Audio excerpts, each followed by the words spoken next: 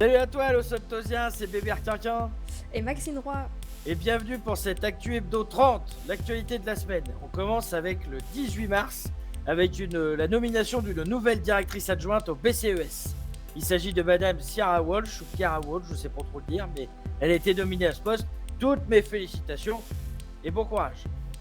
Et dans la même journée, c'est un nouveau capitaine au LSFS qui a été nommé. C'est monsieur Danael Swan, toutes mes excuses pour la prononciation, qui a été nommé co-capitaine. Et félicitations à lui. Dans la même journée, on lance un appel à témoins pour une enquête concernant des commissions et des syndicats. N'hésitez pas à contacter le Weasel pour témoigner. Venez nombreux, c'est important. Le 19 mars, il y a eu la nomination des juges. Il y a 2 juges qui ont été nommés, monsieur Jared Ferguson qui a vu son mandat être reconduit et monsieur Phineas Drake qui a été nommé en tant que 4e juge du bureau. Félicitations à eux. Le 20 mars voit l'ouverture d'une nouvelle boutique. En effet, une papeterie a ouvert à Grapside en 2007. C'est le code postal, pas l'année. Vous pourrez acheter les feuilles de papier là-bas. Désolé pour les bûcherons. Et c'est la semaine des nominations puisque c'est à la SASP cette fois qu'un capitaine a été nommé. Et félicitations à monsieur White.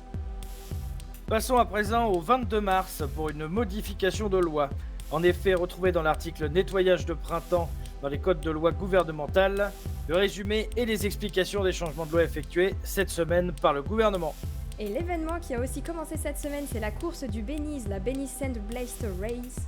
Donc du 22 au 31 mars, vous pouvez participer à la course avec le départ en 10,68. La finale aura lieu le 2 avril. Vous pourrez vous inscrire via le lien disponible sur le site du Weasel.